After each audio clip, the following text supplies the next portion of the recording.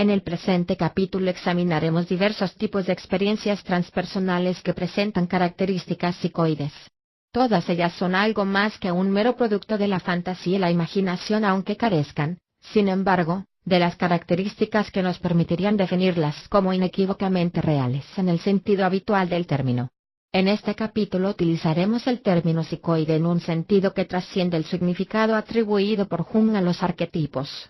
Desde nuestro punto de vista, las experiencias psicoides pueden dividirse en tres categorías fundamentales. La primera de ellas se refiere al fenómeno psicoide más común, la sincronicidad, es decir, todas aquellas experiencias internas que se manifiestan al mismo tiempo que ciertos acontecimientos del mundo exterior. Debemos subrayar, no obstante, que no se tratan necesariamente de fenómenos extraordinarios y que su rasgo distintivo, por el contrario, es la vinculación acausal existente entre ambos dominios. El fenómeno sincrónico parece insinuar la existencia de una caprichosa interacción entre el psiquismo y la materia, dos regiones cuyas fronteras se desdibujan y desaparecen de manera arbitraria. La segunda categoría, que presenta características netamente diferentes a la anterior, tiene que ver con aquellos acontecimientos del mundo externo que están relacionados, de un modo inexplicable para la ciencia actual, con ciertas experiencias internas. Los ejemplos más característicos de este tipo suelen girar en torno al fenómeno poltergeist y a las sesiones espiritistas, ambos estudiados profusamente por la parapsicología. Del mismo modo, la literatura espiritual también abunda en referencias a la luz sobrenatural que emana del cuerpo de ciertos santos, mientras que los atletas modernos, por su parte, refieren, en ocasiones, sucesos que bien podríamos enmarcar dentro del dominio de lo físicamente imposible. Otro fenómeno propio de esta zona crepuscular que presenta características psicoides es el fenómeno OVNI.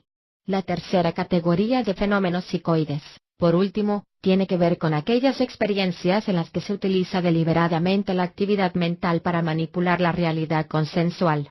Nos estamos refiriendo, claro está, a la psicoquinesis, la magia ceremonial, la curación, el mal de ojo de las culturas aborígenes y las hazañas sobrenaturales, siddhis, de los yogis. Sincronicidad, un mundo más allá de la causalidad. La ciencia newtoniano-cartesiana describe el universo como un sistema extraordinariamente complejo de acontecimientos mecánicos que se hallan sometidos y determinados inflexiblemente por el principio de causa y efecto. Desde este punto de vista, todos los procesos del universo tienen una causa y sirven, a su vez, de causa a nuevos acontecimientos. Este sigue siendo uno de los principios fundamentales de la ciencia ortodoxa a pesar de las dificultades teóricas que entraña, ya que, en definitiva, este tipo de explicación no puede dar cuenta de la causa primera, de la causa de todas las causas. Pero se trata de una línea de pensamiento que ha proporcionado tantos logros a la ciencia occidental que parece prácticamente imposible concebir procesos que escapen al dictado de la ley de causa y efecto.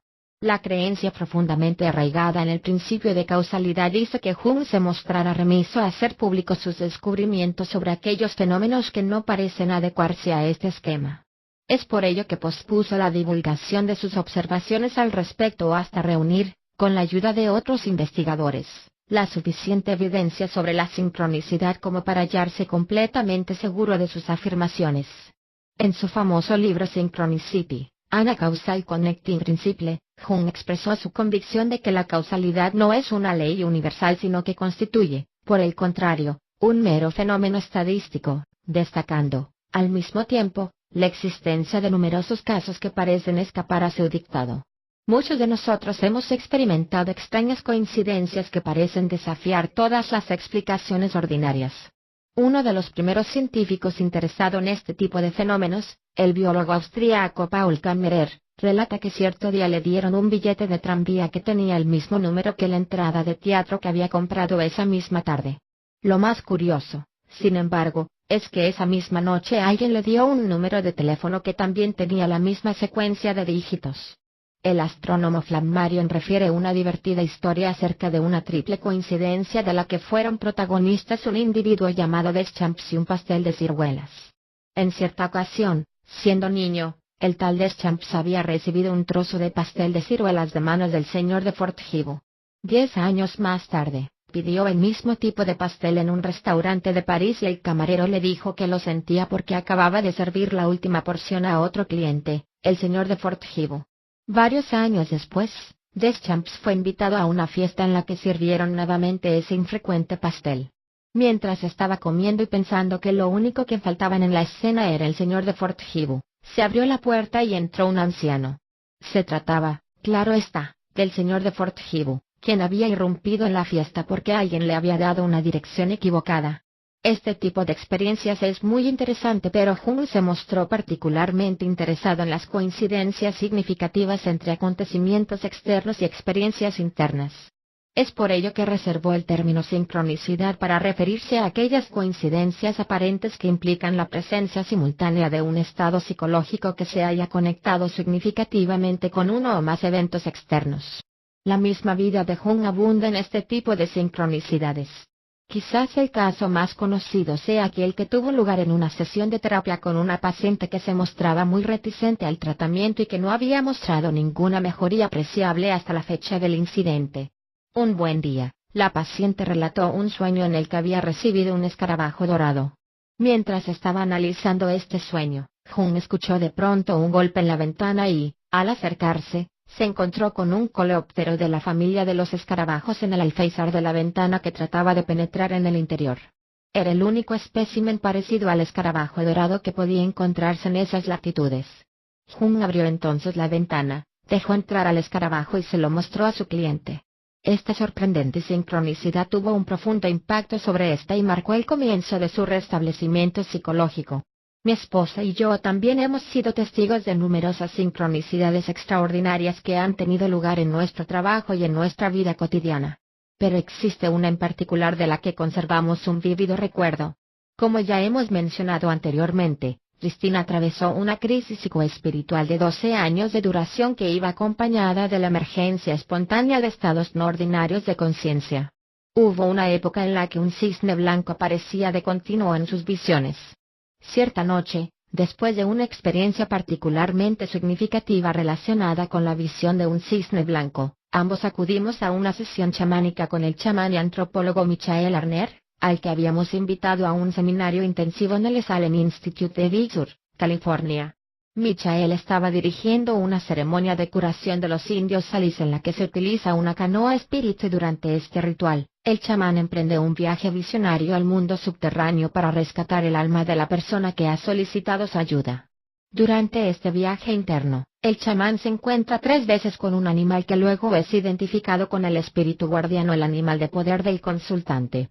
En esa sesión, Christina se ofreció como voluntaria y, cuando Michael volvió de su viaje al mundo subterráneo, le susurró al oído que su animal de poder era el cisne blanco. La sesión finalizó con un baile en el que Christina interpretó frente a los asistentes la danza del cisne. Es importante destacar que Michael Arner ignoraba el proceso interno que estaba atravesando Christina y tampoco sabía nada sobre las visiones que hemos mencionado. Al día siguiente, Christina recibió una carta de una persona que había participado en un taller realizado varios meses atrás. Cuando la abrió se encontró con una fotografía de su maestro espiritual, Swami Muktananda, que se hallaba sentado en un jardín al lado de un enorme jarrón en forma de cisne.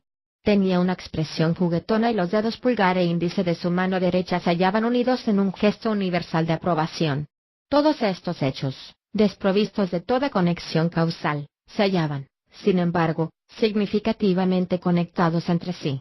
Este tipo de acontecimientos sincrónicos pueden estar relacionados con experiencias transpersonales e, incluso, con episodios perinatales. En numerosas ocasiones hemos presenciado una inusitada acumulación de accidentes y desgracias altamente improbables en las vidas de personas que se están aproximando a la experiencia de la muerte del ego. Cuando el proceso concluye y la persona experimenta el renacimiento espiritual, sin embargo, todas estas desaparecen como por arte de magia. Como ilustra la experiencia de Christina, cuando una persona conecta con un guía espiritual animal en el curso de una sesión chamánica u otro tipo de trabajo interno, ese animal tiende a reaparecer de manera regular en la vida de la persona.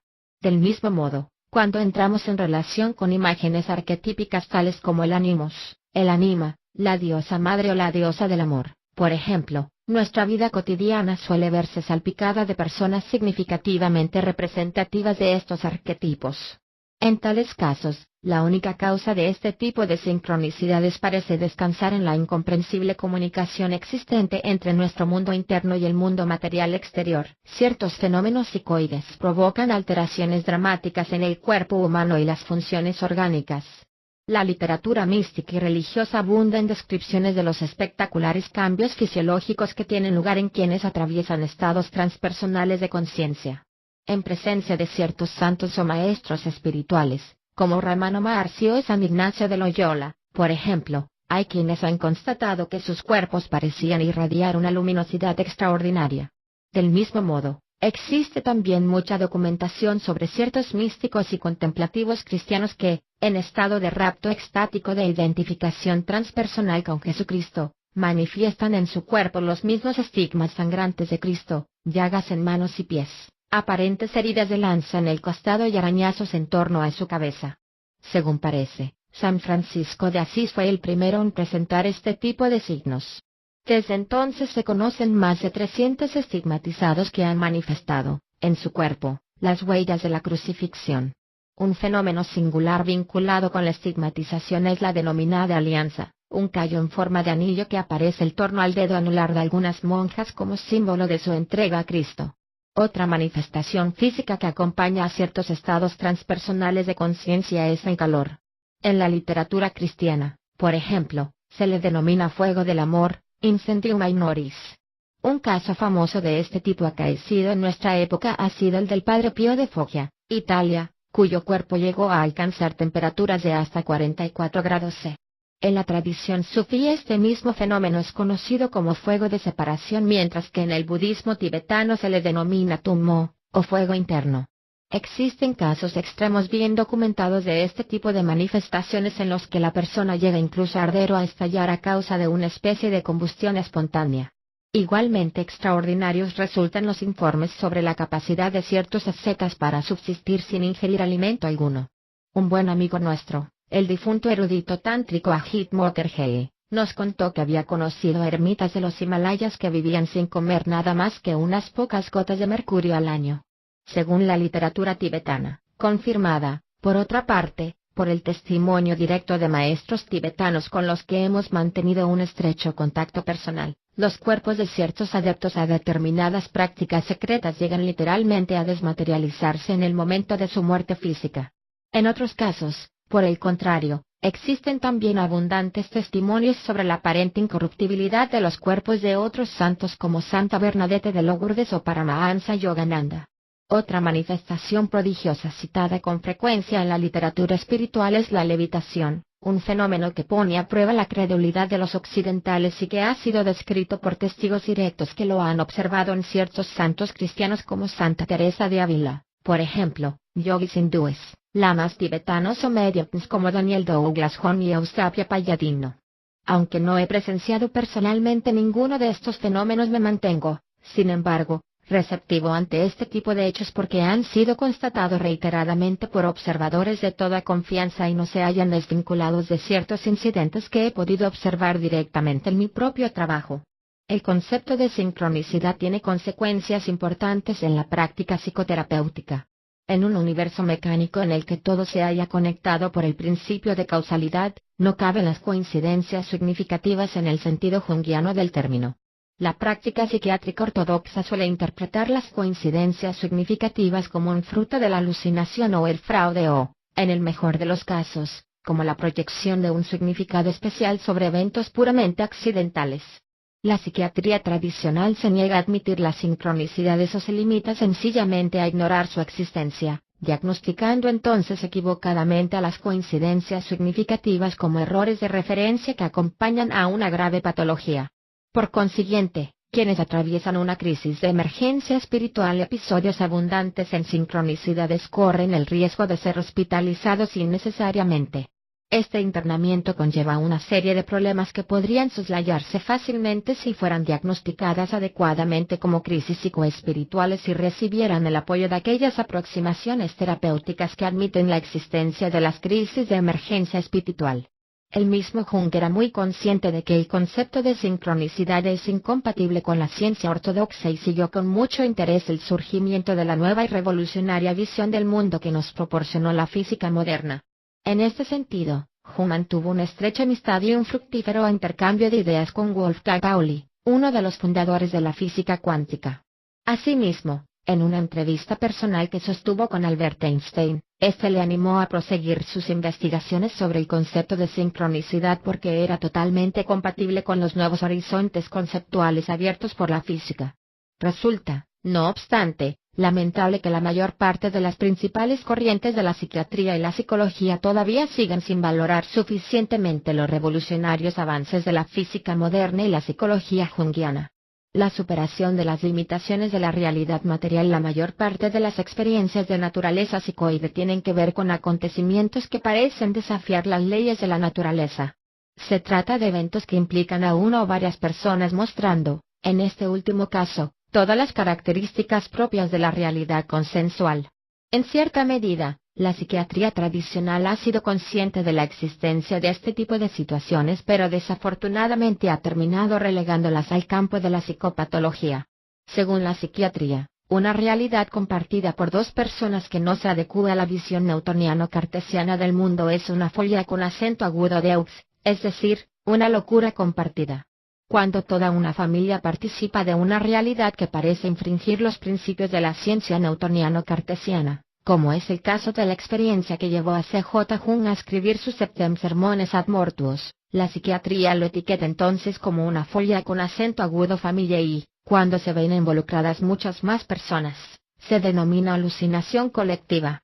Sin embargo, no deberíamos descartar tan a la ligera fenómenos que han sido observados y registrados en todo el mundo a lo largo de la historia y merecería, por tanto, la pena que nos detuviéramos a estudiar con más atención los mecanismos implicados, ya que ello podría modificar radicalmente nuestra visión de la realidad.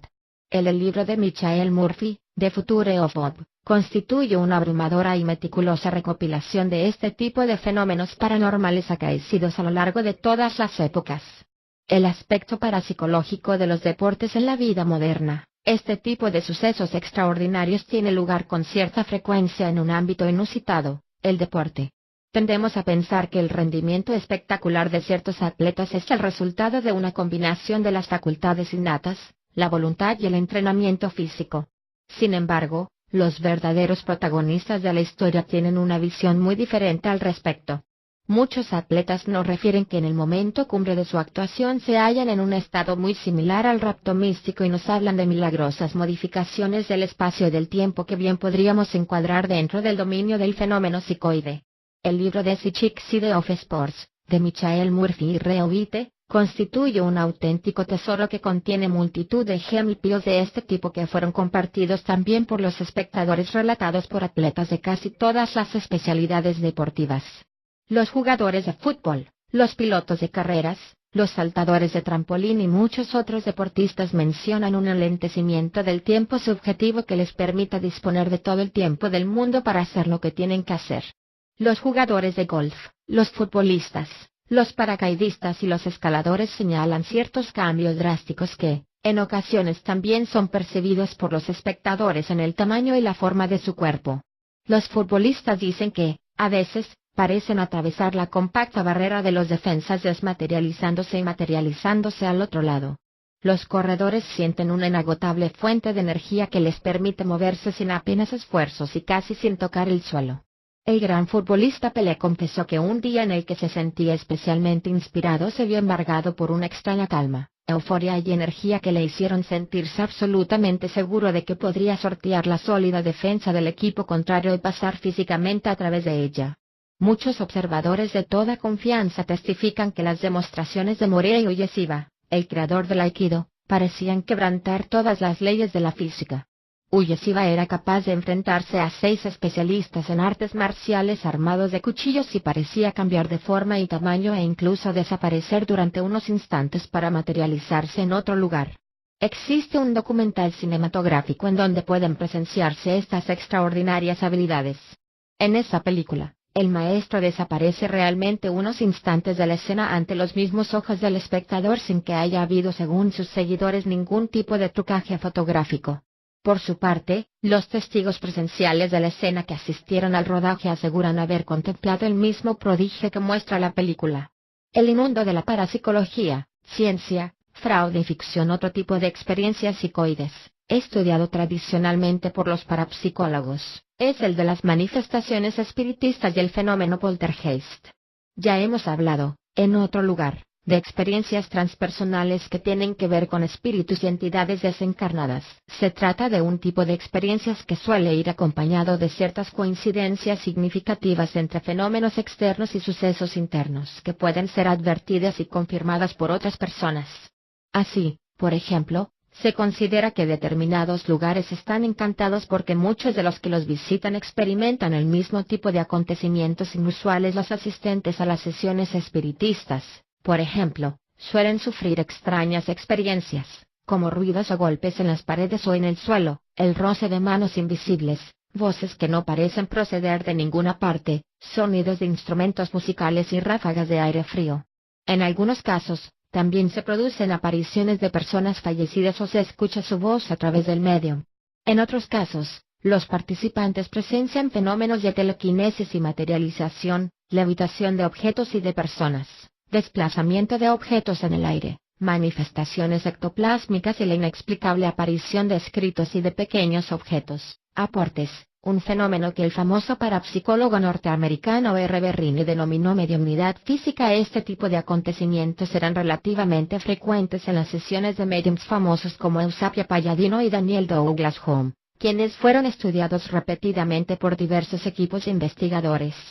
Nadie pone en duda que, a finales del siglo pasado, el espiritismo gozaba de gran popularidad y muchos participantes fueron víctimas de astutos timadores. Hasta mediums que disfrutaban de una reputación intachable, como Eusapia Palladino, por ejemplo, fueron sorprendidos, en ocasiones, haciendo trampas. Pero no deberíamos precipitarnos en extraer, por ello, la conclusión de que todos estos fenómenos son fraudulentos, ya que, en tal caso, correríamos el riesgo de arrojar al niño junto con el agua de la bañera.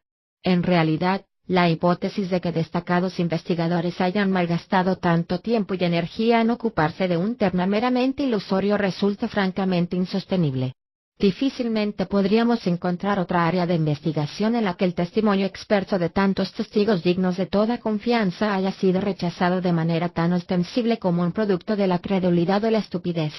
No deberíamos olvidar que entre ellos se encuentran investigadores de la talla del físico Sir William Crookes, el premio Nobel en Medicina y Fisiología Charles Richet y el miembro de la Royal Society of England Sir Oliver Lodge. Los espíritus burlones, otro interesante fenómeno, estudiado tradicionalmente por los parapsicólogos y popularizado recientemente por Hollywood, es el fenómeno conocido con la palabra alemana poltergeist, que significa espíritu burlón y cuyo nombre técnico es psicoquinesis espontánea recurrente, PKER. La PKER se refiere a una serie de extraños sucesos que suelen aparecer de manera espontánea y desafían toda explicación razonable. Los objetos vuelan por los aires, son arrojados al fuego, caen al suelo y se rompen o entran y salen de cajas, armarios o habitaciones cerradas con llave. En ocasiones, todo un edificio se ve invadido por el ruido de pasos, golpes, chirridos, gritos y hasta voces humanas. Las investigaciones sobre el origen de este tipo de fenómenos suelen apuntar hacia una persona, frecuentemente un adolescente que está atravesando por algún tipo de crisis. Normalmente también, cuando esa persona resuelve su conflicto o se aleja del lugar, el fenómeno poltergeist tiende a desaparecer. Resulta interesante constatar que las pautas que siguen las manifestaciones psicoides tienden a cambiar con el paso del tiempo. Así pues, mientras que en nuestra época los casos de mediumnidad física han desaparecido casi por completo, el fenómeno poltergeist, en cambio, sigue presentándose y despertando el interés de prestigiosos investigadores. Del mismo modo, resulta también interesante señalar que, si bien en el pasado la persona que parece ocasionar el fenómeno poltergeist era, por lo general, una mujer joven de unos 16 años, en el presente no necesariamente se trata de una mujer y la media de edad parece haber ascendido a los 20 años. Conscientes de la naturaleza extraordinariamente controvertida de la psicoquinesis espontánea recurrente, destacados investigadores han sometido los casos estudiados a un examen muy meticuloso. En este sentido, el Instituto para el Estudio de las Fronteras de la Psicología y la Psicohigiene, ubicado en Alemania y dirigido por Hans Fender, ha llevado a cabo una detallada, extensa y escrupulosa investigación. Uno de los casos mejor documentados sobre el fenómeno del Apker se apoya en el testimonio de unas 40 personas, la mayor parte de las cuales eran ingenieros, médicos y profesionales liberales. Este poltergeist se inició en noviembre de 1967 en un bufete de abogados de la ciudad bávara de Rosenheim. Los problemas empezaron con ciertas averías en las lámparas que colgaban del techo que no podían ser explicadas ni reparadas por los electricistas. También se escuchaban sonidos de procedencia desconocida, la fotocopiadora se rompió y el sistema telefónico del edificio se colapsó por completo. Los teléfonos recibían llamadas procedentes de ninguna parte y la factura de la compañía telefónica se disparó por las nubes. Los cuadros de las paredes giraban sin que nadie los tocara, a veces hasta 360 grados, y los tubos fluorescentes caían inexplicablemente del techo, poniendo en peligro a los empleados. Los investigadores, entre los cuales se hallaban físicos muy cualificados, no pudieron identificar una causa objetiva de los problemas. En su opinión, por ejemplo, el número de llamadas telefónicas recibidas era tal que no podrían haberse realizado con el movimiento habitual de girar el dial, pero, en tal caso, la inteligencia y el conocimiento técnico necesario para ello debería ser casi sobrenatural y requeriría, además, disponer de la capacidad de percibir intervalos temporales del orden de un milisegundo. Los técnicos reemplazaron los tubos fluorescentes por lámparas de incandescencia para descubrir, poco después, que éstas terminaban explotando. Las perturbaciones llegaron a ser tan peligrosas para los empleados y los clientes que la empresa decidió protegerse de las posibles demandas interponiendo una denuncia en el juzgado contra agresores desconocidos. Finalmente, Hans Fender llegó a la conclusión de que las perturbaciones procedían de Anne-Marie, un oficinista de 19 años, que se hallaba muy atraída por su jefe. Cuando Anne-Marie cambió de trabajo, el fenómeno desapareció por completo. El siguiente caso, investigado en 1967 por los norteamericanos William Roll y Gaither Pratt, ilustra perfectamente la naturaleza elusiva de los fenómenos psicoides y los problemas inherentes a su estudio. En este caso, el fenómeno giraba en torno a un joven librero de 19 años que visitaba con frecuencia cierto almacén y, cuando lo hacía, los objetos del almacén salían volando por los aires.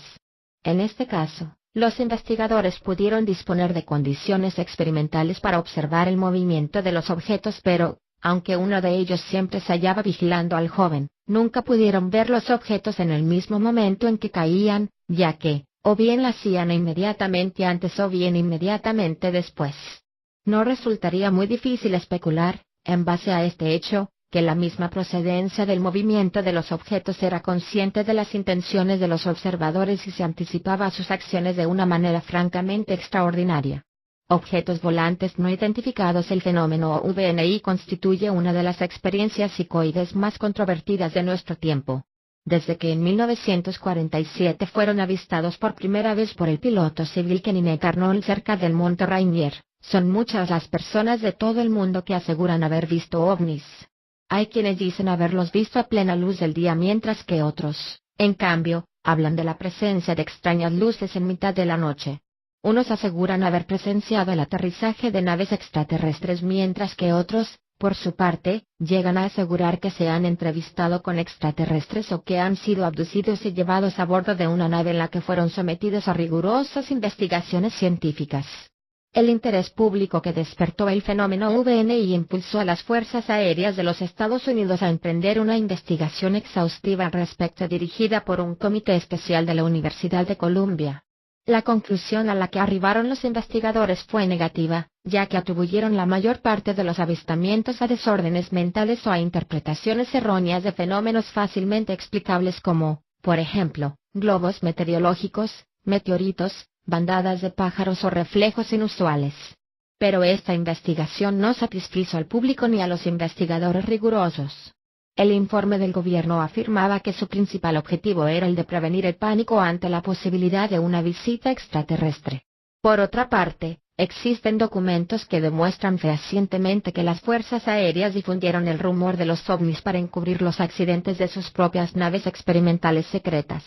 Si bien es posible que muchos avistamientos sean simples fraudes, percepciones erróneas de fenómenos naturales o pantallas que pretenden ocultar determinadas investigaciones secretas, lo cierto, sin embargo, es que numerosos observadores inteligentes, emocionalmente estables e incluso expertos y, por tanto, merecedores de toda confianza, siguen avistándolos. Existen suficientes informes en torno a este tema como para convencernos de que el debate OVNI sigue abierto y merece una atención especial. La controversia sobre este punto suele girar en torno al hecho de si nuestro planeta está siendo visitado por naves espaciales reales procedentes de otras regiones del universo. En nuestra opinión, no obstante, la situación es algo más compleja. Muchos fenómenos OVNI parecen tener una naturaleza psicoide, es decir, que si bien no son simples alucinaciones tampoco son reales en el sentido ordinario del término, siendo posible que representen una especie de fenómeno híbrido en el que se combinan elementos de la vida mental y del mundo físico. En tal caso, sin embargo, el fenómeno sería extraordinariamente difícil de estudiar por medio de los métodos científicos tradicionales, basados en una distinción meridiana entre lo real y lo real, entre los acontecimientos materiales y los sucesos psicológicos. Si tal cosa fuera cierta, cualquier estudio comprensivo de este tipo de fenómenos debería ocuparse simultáneamente de la evidencia física y de la nueva perspectiva psicológica que nos proporciona la moderna investigación sobre la conciencia y la nueva física. Ya hemos señalado que los encuentros con alienígenas, las visiones de naves espaciales físicas o metafísicas y los viajes extraterrestres han sido constatados a lo largo de toda la historia de la humanidad. C.G. Jung, que estaba interesado en el fenómeno OVNI, escribió un libro fascinante titulado Platillos volantes, sobre cosas que se ven en el cielo, basado en un cuidadoso análisis histórico de las leyendas sobre discos voladores y apariciones a lo largo de todas las épocas, muchas de las cuales desataron fenómenos de histeria colectiva, y llegó a la conclusión de que el fenómeno OVNI puede ser una visión arquetípica que se origine en el inconsciente colectivo. La mayor parte de los avistamientos OVNI van asociados a la visión de luces sobrenaturales similares a las que acompañan a los raptos místicos. Las descripciones de los supuestos visitantes, naves y ciudades extraterrestres presentan un incuestionable paralelismo con elementos de procedencia mitológica y, por ello, la hipótesis del inconsciente colectivo resulta sumamente tentadora. Pero este no es más que un aspecto de la historia. Lo que más nos interesa recalcar ahora es el hecho de que, en muchos casos, los ovnis han dejado evidencias físicas, lo cual los circunscribe al mundo de la realidad consensual. Este es un elemento que dota al moderno fenómeno OVNI de una cualidad claramente psicoide. Sin embargo, la naturaleza de estas evidencias resulta en ocasiones ambigua y deja la puerta abierta a interpretaciones muy diversas. Convendría recordar, en este punto, que la naturaleza caprichosa y elusiva de algunos avistamientos parece confirmar su naturaleza psicoide en lugar de ser un argumento negador de su existencia. Muchos lectores recordarán el caso relativamente reciente de avistamiento de ovnis realizado desde un jumbo que volaba sobre Alaska. En esa situación, toda la tripulación pudo ver que una nave espacial les perseguía mientras una estación terrestre de radar registraba la presencia de un objeto volante no identificado en ese mismo lugar. No obstante, cuando esta sensacional noticia ocupó los titulares de los periódicos de todo el mundo, el desconcertado operador del radar cambió su informe inicial y afirmó que, tras un examen más detenido, había llegado a la conclusión de que se trataba de un artefacto técnico. Sin embargo, este extraño error de un operador experto y su misteriosa sincronicidad con el avistamiento realizado por una tripulación experimentada es una característica propia del fenómeno psicoide. El tratamiento que los medios de comunicación suelen dar a este tipo de información, incluida la agencia soviética, que refleja también la confusión existente en torno al tema. Las controvertidas evidencias físicas que parecen avalar la existencia de los ovnis son las huellas dejadas en el suelo por los aparatos, la tierra quemada, materiales que no pueden ser identificados por medio del análisis químico, fotografías o películas de aficionados, señales estigmáticas en los cuerpos de las personas abducidas, misteriosas mutilaciones de ganado, etc. Los relatos de quienes afirman haber sido abducidos coinciden sorprendentemente con las descripciones que nos ofrecen otros abducidos sobre las formas de vida alienígena y con ciertos símbolos que aparecen durante los contactos. Lo mismo ocurre en el caso de que las personas carecieran de información o de todo interés sobre el tema antes del momento de la abducción. En los casos en los que los supuestos abducidos han sido hipnotizados para superar la amnesia que parecen sufrir y recuperar, de ese modo, los recuerdos del incidente, los relatos proporcionados independientemente por diferentes testigos acerca del mismo suceso concordaban y eran plenamente congruentes entre sí. Uno de los casos mejor documentados de este tipo es el estudio sobre la familia Andreasson que nos ofrece el libro de Raymond Fowler de Andreasson Affair. La investigación fue dirigida por el Dr. Ian Ineg, un conocido especialista en el tema VNI, y contaba con un equipo compuesto por Raymond Fowler, un antiguo miembro del Servicio de Seguridad de las Fuerzas Aéreas de los Estados Unidos, y el Dr. Harold Edelstein, director del Instituto de Hipnosis de Nueva Inglaterra. Las pruebas realizadas incluyeron regresión hipnótica, exámenes psiquiátricos, test de personalidad, análisis de los informes meteorológicos y pruebas con el detector de mentiras. Los investigadores cotejaron los informes proporcionados en privado por cada uno de los protagonistas del incidente, Betty Andreasson, Becky, su hija mayor, y varios miembros de la familia. La conclusión a la que llegaron los investigadores después de analizar toda la información recogida en 528 páginas fue que los testigos estaban diciendo la verdad. Según el informe, el avistamiento VNI tuvo lugar una cerrada noche de enero de 1967 en la que una luz parpadeante iluminó el patio trasero de la casa de los Andreasson. Poco después, varias criaturas humanoides de aproximadamente 1 metro de estatura, con cabezas en forma de pera, rasgos mongoloides y grandes ojos con membranas como los de los gatos irrumpieron en la casa. Tras una breve comunicación telepática, Betty se vio transportada mediante una especie de succión hasta el interior de la nave. Ahí fue sometida a un doloroso examen en el que le insertaron unas largas agujas plateadas en las fosas nasales y la cavidad peritoneal. Más tarde fue llevada a un mundo desconocido con extraños paisajes y edificaciones. La experiencia culminó con el encuentro con una gigantesca figura arquetípica, un pájaro envuelto en llamas que recordaba a la legendaria ave fénix. Un rasgo muy interesante de este informe es que el talento artístico de Betty le permitió elaborar varios dibujos de los extraterrestres, del interior de la nave, del aspecto del mundo alienígena y del ave fénix.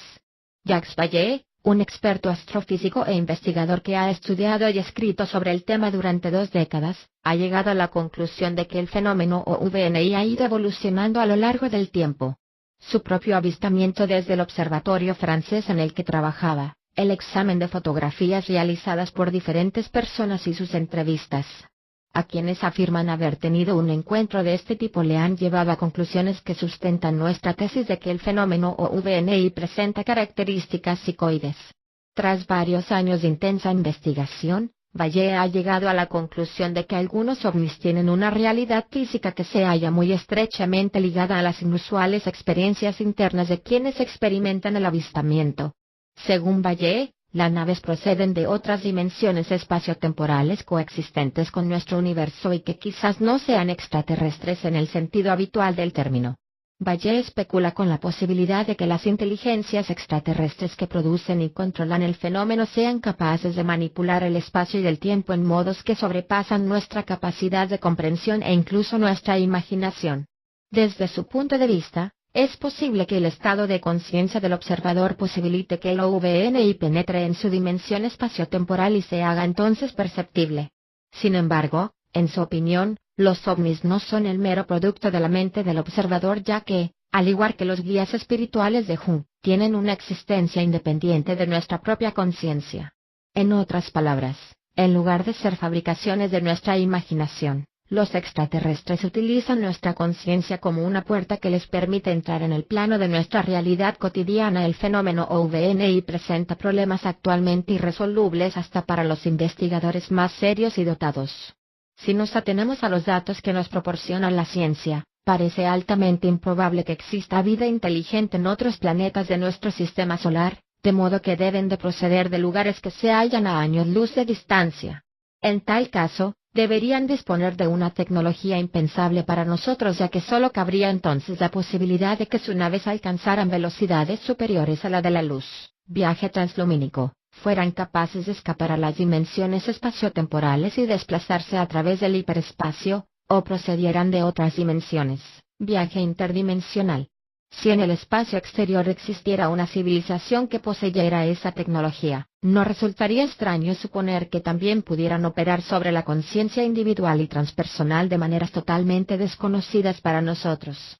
Si esto es cierto, es bastante probable que sus visitas a nuestra dimensión nos parezcan fantasías, acontecimientos arquetípicos o experiencias visionarias y que, si tienen algún motivo para ocultar sus visitas, también poseen la tecnología necesaria como para alentar la confusión con respecto al tema. Pero todo esto, en definitiva, suscita un problema fascinante. Si los ovnis realmente existen y son producto, como decíamos, de una avanzada tecnología, nos encontramos ante la confluencia de dos campos que siempre habíamos considerado antagónicos: el mundo racional de la tecnología avanzada y el mundo irracional de la fantasía. En tal caso ya no podríamos seguir estableciendo una diferencia tan clara entre ambos dominios. La posibilidad de un viaje interplanetario de esta magnitud supondría el triunfo admirable de la racionalidad y de la ciencia. No obstante, al mismo tiempo también experimentamos los resultados de este logro como un fenómeno que suele estar vinculado con el mundo de la magia y del mito, los procesos prerracionales de pensamiento propios de las culturas primitivas, la imaginación creativa de los artistas y las alucinaciones de los alienados. Pareciera, pues, que este tipo de experiencia cerrara un círculo en el que la conciencia, después de alcanzar las últimas fronteras de la evolución material, retornará a su fuente primordial. La acción de la mente sobre la materia, psicoquinesis intencional en algunos fenómenos psicoides. Las transformaciones de la realidad consensual parecen ser el resultado de la intención deliberada de ciertos individuos o grupos por manipular los acontecimientos del mundo físico.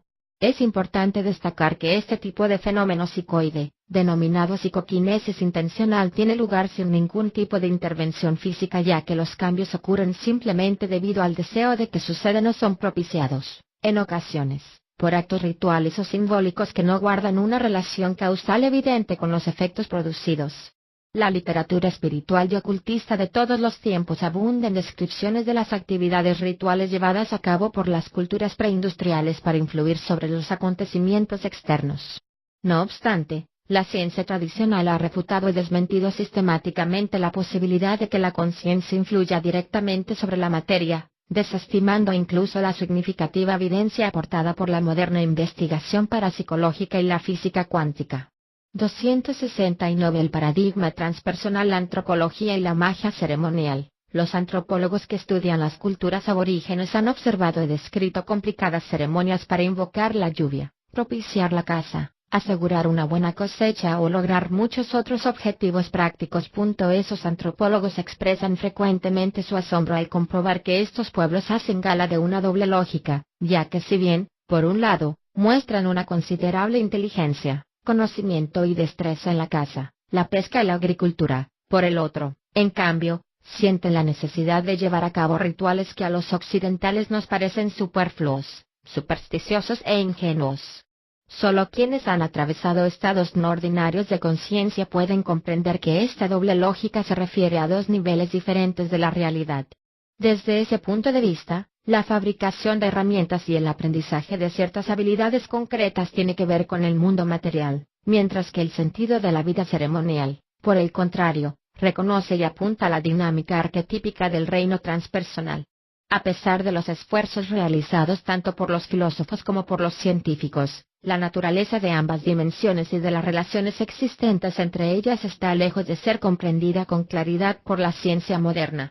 En su libro The Passion of the Western Mind, Richard Tarnas ha reunido evidencia convincente de que este problema constituye la preocupación fundamental de la filosofía europea durante los últimos 2500 años. La idea de que tocar el tambor, cantar y bailar pueda propiciar la lluvia parece, a simple vista, ridícula para la mayoría de los occidentales. Sin embargo, quienes han tenido la oportunidad de participar en este tipo de ceremonias se han visto sorprendidos frecuentemente por sus resultados. El difunto Joseph Campbell, un hombre de una inteligencia y una cultura incuestionables, solía contar una historia relativa a su participación en un ritual de los nativos americanos del sudoeste de Estados Unidos. Al principio de la ceremonia se sentía un tanto escéptico y divertido, ya que el cielo estaba despejado y no se veía ni una sola nube, pero, para su sorpresa, a medida que el ritual iba avanzando, el cielo se fue cubriendo de densas nubes y el día concluyó con una aparatosa tormenta. Los indios, por su parte, no parecieron sorprenderse en absoluto, ya que, dada su experiencia, no dudaban de que la ceremonia terminaría siendo un éxito. En cierta ocasión, mi esposa y yo dirigimos un seminario de un mes de duración en el Esalen Institute de Big Sur, durante un periodo en el que California atravesaba una pertinaz sequía que se prolongó durante 2 años.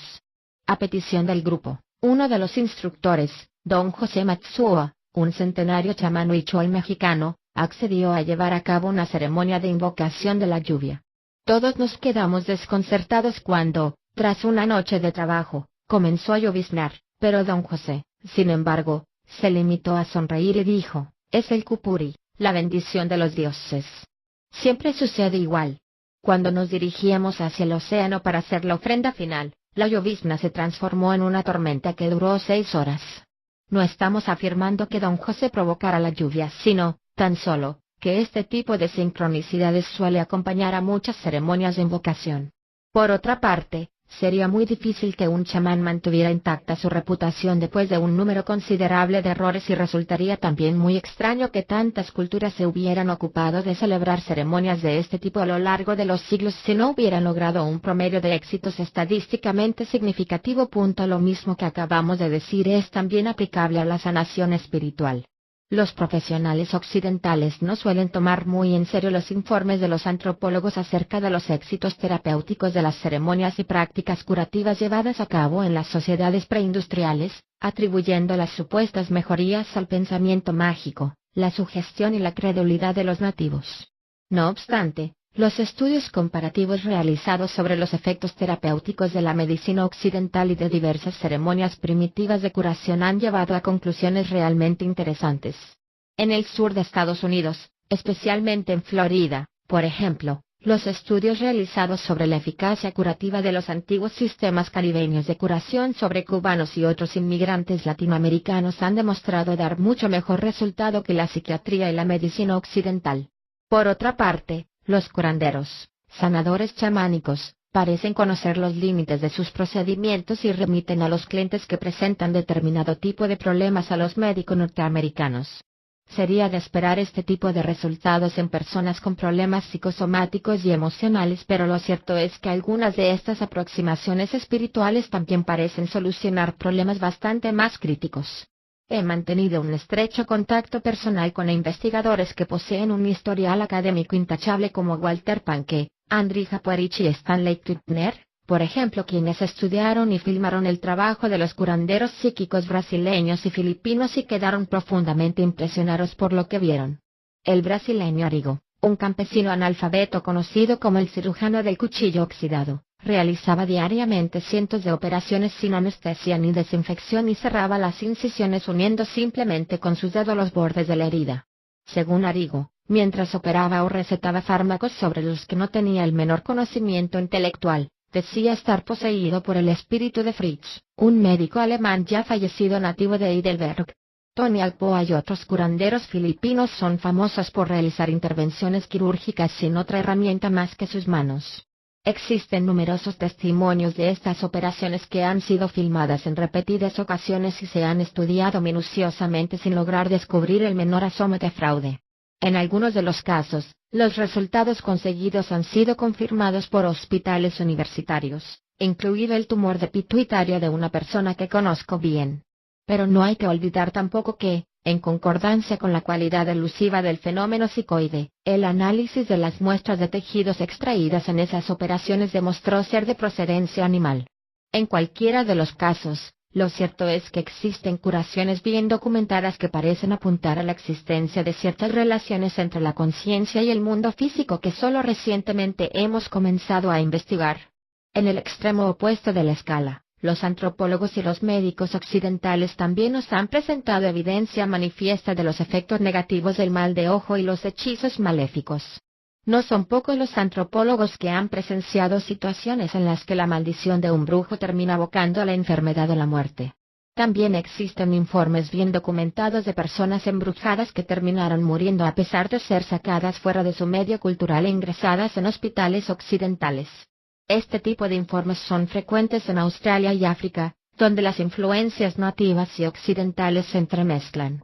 En opinión de Walter Buchanan, un investigador occidental famoso por su investigación pionera sobre el estrés, merece la pena considerar seriamente la posibilidad de que el mal de ojo u otro proceso puramente psicológico sea capaz de causar una enfermedad grave e incluso la muerte. Quizás el informe más creíble en torno al mal de ojo sea el publicado en 1960 en el Johns Hopkins Medical Journal. El artículo trataba de una joven de Florida sobre quien la comadrona había echado una maldición. El día en que nació, la partera que había asistido al alumbramiento de 3 niñas había profetizado que morirían antes de alcanzar los 19, los 20 y los 23 años respectivamente. La primera muchacha murió, como había sido predicho, poco antes del día de su cumpleaños en accidente de automóvil. Enterada de ello, la segunda se encerró en su casa el día anterior a su 21º cumpleaños. Al llegar la noche, sin embargo, se sentía segura y fue a celebrarlo a un bar, pero murió accidentalmente debido al rebote accidental de una bala perdida. Alarmada por el fatal cumplimiento de los 2 presagios anteriores, la tercera joven comenzó a sentirse indispuesta y fue ingresada en el hospital Johns Hopkins, donde murió poco antes de cumplir los 23 años, pese a los esfuerzos realizados por el equipo médico para salvar su vida. La autopsia no proporcionó ninguna posible explicación médica de su muerte. Otro fenómeno interesante documentado por los antropólogos es la aparente invulnerabilidad de los participantes en ciertos estados de trance. Una película rodada por Elda Hartley en Bali, por ejemplo, nos muestra personas que ruedan sobre alfombras de vidrio rotos o ascienden por escaleras formadas por afiladas espadas sin sufrir ningún tipo de daño. En cierta ocasión yo mismo participé en una ceremonia umbanda brasileña en Río de Janeiro en la que los participantes, poseídos, al parecer, por ciertos dioses, bebían varios litros de un fuerte licor, aquavit, sin mostrar ningún síntoma de ebriedad cuando, pocos minutos después, salían del trance. Lo mismo parece ocurrir regularmente en los rituales vudú de Sudamérica y el Caribe y muchas otras culturas de todo el mundo. En los años recientes, la mentalidad occidental ha desmitificado este tipo de fenómenos. Los relatos de ceremonias en las que los participantes caminan descalzos sobre brasas cuya temperatura oscila entre los 650 y los 800 grados se fueron desdeñados como meros cuentos de hadas. No obstante, a principios de los años 80, la marcha sobre el fuego fue importada a Estados Unidos desde Indonesia y se convirtió rápidamente en una moda en los círculos de la nueva era. Desde entonces, decenas de miles de personas de este país han caminado sobre carbones ardientes y, salvo contadas excepciones, nadie ha sufrido ningún tipo de quemadura. Haya o no explicación natural a este tipo de fenómenos, lo cierto es de que este ejemplo demuestra claramente que nuestra comprensión sobre lo posible y lo imposible deja todavía mucho que desear. Las proezas sobrenaturales de los yogis, la literatura espiritual de Oriente, en especial la hinduista, budista y taoísta, afirma que, en las fases avanzadas de la práctica espiritual, ciertos adeptos pueden presentar facultades extraordinarias, algunas de las cuales se encuadran, sin lugar a dudas, en el dominio de lo milagroso y lo sobrenatural. Entre ellas podríamos destacar el control de ciertas funciones fisiológicas que normalmente están bajo el control del sistema nervioso autónomo y, por consiguiente, desde el punto de vista de la neurofisiología occidental, se hallan más allá de cualquier posible control consciente. En este sentido, por ejemplo, los yogis hindúes son capaces de interrumpir la circulación arterial y venosa, detener el latido cardíaco, abstenerse de todo tipo de alimento e incluso sobrevivir sin respirar. Por su parte, los ascetas de los Himalayas pueden meditar durante largos periodos de tiempo desnudos sobre la nieve y el hielo. En el Tuin Mo, por ejemplo, un ejercicio perteneciente al Tantra tibetano, el practicante alcanza en un periodo relativamente corto de tiempo un aumento tal de la temperatura de su cuerpo que puede sentarse sobre el hielo y la nieve y producir el calor suficiente como para secar gran cantidad de telas empapadas.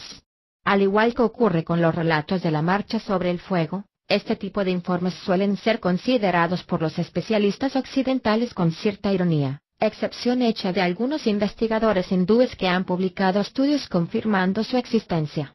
No obstante, durante las 2 últimas décadas, varios científicos occidentales han realizado investigaciones que demuestran la existencia de este tipo de fenómenos.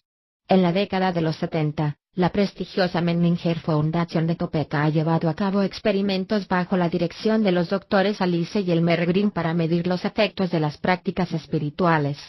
Esta investigación constituye una extraordinaria combinación de conocimientos sobre el plano transpersonal, sofisticados instrumentos electrónicos y una aplicación rigurosa de las más avanzadas técnicas occidentales de investigación. Uno de los primeros sujetos estudiados por los Green fue el yogi indio Swami Rama, quien podía producir en breves minutos y bajo estrictas condiciones de laboratorio una diferencia de temperatura de más de 3 grados C entre los lados derecho e izquierdo de la palma de su mano. En otra serie de pruebas, Swami Rama demostró que podía hacer descender su ritmo cardíaco de 93 a 60 pulsaciones por minuto en cuestión de segundos concentrándose en su sistema cardiovascular. En otro experimento particularmente impresionante, Swami Rama logró detener completamente el flujo sanguíneo a través de su corazón durante 16 segundos mediante la producción de un latido de casi 306 pulsaciones por minuto. Inmediatamente después del experimento, el latido cardíaco del Swami volvió a su normalidad y este se mostró despierto y bromeando con los investigadores. Además de controlar a voluntad el ritmo cardíaco, el flujo sanguíneo y la temperatura corporal, Swami Rama realizó ante el equipo de investigadores dirigido por los Green otra serie de hechos verdaderamente asombrosos. En un experimento perfectamente controlado, por ejemplo, Swami Rama movió un instrumento parecido a un compás que se hallaba a varios metros de distancia empleando tan solo su poder mental mientras su rostro permanecía cubierto con una tela para evitar que pudiera utilizar la respiración. El experimento fue repetido en un par de ocasiones y Swami Rama logró mover el objeto 10 grados en torno a su eje en cada uno de ellos.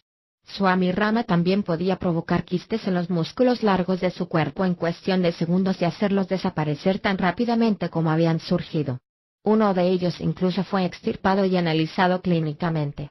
El Swami afirmaba que los tejidos blandos del cuerpo son fáciles de manipular y que el poder de la mente puede hacer aparecer y desaparecer tumores. En una demostración llevada a cabo en Chicago pudo tornar visible ante los ojos del público la energía sutil de sus chakras, como demuestran diversas fotografías Polaroid tomadas por los asistentes. A lo largo de las 2 últimas décadas, la investigación de los Green en la Menninger Foundation ha proseguido y se ha extendido a cientos de sujetos, desde curanderos indios como Roger Tundera a varios maestros espirituales orientales. El yogi occidental Jack Schwartz, de Oregón, por ejemplo, además de demostrar su capacidad para diagnosticar adecuadamente enfermedades físicas mediante la lectura de las auras de los pacientes, mostró una sorprendente capacidad para controlar la actividad de sus ondas cerebrales, su flujo sanguíneo y sus procesos curativos. Debemos finalizar este punto diciendo que las investigaciones de los Green en este área han contribuido al desarrollo del biofeedback, una técnica que ha ayudado a miles de personas a aliviar de manera permanente enfermedades tales como la migraña crónica, ciertos problemas circulatorios incluyendo alteraciones de la presión sanguínea y la epilepsia. En la actualidad, la medicina occidental admite la posibilidad de aprender a controlar las funciones involuntarias, la técnica biofeedback. En consecuencia, los científicos ya no consideran que este fenómeno sea imposible pero siguen mostrando, sin embargo, su reticencia frente a la posibilidad de sobrevivir sin alimento ni oxígeno. Por último, los yogis también presentan otras facultades sobrenaturales, siddhis, que continúan desafiando a la ciencia ortodoxa. Nos estamos refiriendo a la capacidad de materializar y desmaterializar diversos objetos e incluso el propio cuerpo, la capacidad de mover objetos físicos mediante el poder del pensamiento. La facultad de proyectarse a voluntad a lugares remotos, la posibilidad de hallarse en 2 lugares al mismo tiempo, bilocación, y la levitación. Quizás en el futuro la ciencia pueda llegar a demostrar o refutar la existencia de este tipo de fenómenos en la actualidad aparentemente imposibles en cualquiera de los casos. Los descubrimientos llevados a cabo por la física cuántica evidencian sin lugar a dudas que la posibilidad de una relación entre la conciencia y la materia no es tan ridícula como antaño nos pareciera. Cometiendo fraudes. En muchos casos, los instrumentos electrónicos utilizados en el laboratorio para la recogida de datos experimentales fallan en los momentos más críticos mientras que, en otras ocasiones, en cambio, los sucesos significativos tienden a ocurrir fuera del radio de acción de las cámaras de vídeo preparadas para grabarlos. En cualquier caso, sin embargo, aunque las facultades psicoquinéticas de Uri Geller hayan sido puestas seriamente en entredicho, sus demostraciones televisivas han inspirado a muchos niños de Estados Unidos, Japón y Europa para que dominen el arte de doblar cucharas. A pesar de la confusión que rodea el caso de Uri Geller, es muy improbable que todos los fenómenos que suele provocar sean un simple producto del fraude o la prestidigitación. Quisiera mencionar un caso que ilustra el tipo de problemas que deben afrontar quienes tratan de investigar este tipo de hechos. Mi hermano Paul es psiquiatra, vive en Canadá y trabaja en la Masters University, en Hamilton. En cierta ocasión, Paul asistió, en calidad de testigo, a una rueda de prensa que Uri Geller ofreció ante los periodistas canadienses. En un determinado momento, alguien pidió a Uri Geller que tratara de adivinar y reproducir dibujos sencillos dibujados en pequeños trozos de papel que se hallaban ocultos en el interior de sobres cerrados. No obstante, aunque Uri Geller lo intentó, no fue capaz de salir airoso de esta prueba.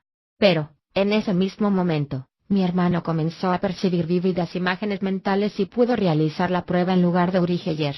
Debo señalar que mi hermano no se considera una persona dotada, que jamás había realizado una tarea de estas características y que sintió que, de algún modo, la energía de Uri Geller había sido transferida hasta él.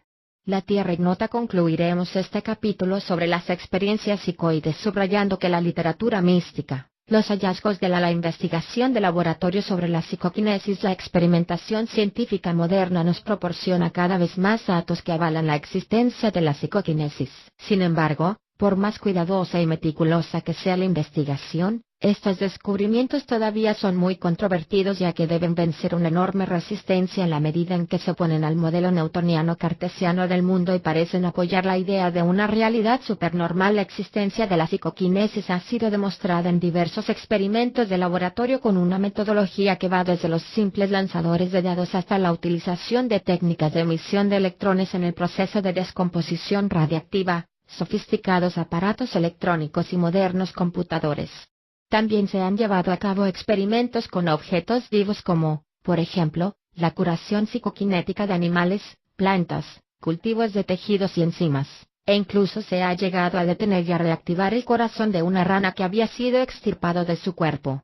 Especialmente interesante resulta, en este sentido, el trabajo con individuos dotados como la soviética Nina Kulagina, quien, bajo estrictas condiciones de laboratorio, demostró su capacidad para trasladar objetos macroscópicos mediante el simple poder de su voluntad. En otra experiencia de laboratorio, un norteamericano llamado Ted Serios fue capaz de proyectar imágenes mentales sobre una película sensible colocada en el interior de una cámara que, al ser revelada posteriormente, mostró las fotografías claras de las escenas que habían pasado por su mente. Uno de los fenómenos más controvertidos de este tipo es la capacidad de doblar cucharas mediante el poder de su mente que demuestra el israelí Uri Geller. Una vez más, las circunstancias que rodean a estas manifestaciones parecen demostrar de manera evidente la cualidad elusiva del fenómeno psicoide ya que, aunque este personaje es capaz de realizar proezas sorprendentes también ha sido descubierto, en algunas ocasiones, en la moderna investigación sobre la conciencia y los datos de laboratorio reunidos en Estados Unidos, la Unión Soviética, Checoslovaquia, etc., demuestran de manera manifiesta la existencia de conexiones entre la conciencia individual y el mundo material que desafían seriamente nuestra visión cultural de la realidad. Creo firmemente que el estudio sistemático y desprejuiciado de los fenómenos psicoides y de las experiencias transpersonales terminará conduciéndonos finalmente a una revisión de nuestra concepción de la realidad de la misma magnitud y alcance que la revolución copernicana o que el salto de la física newtoniana a la visión cuántico-relativista.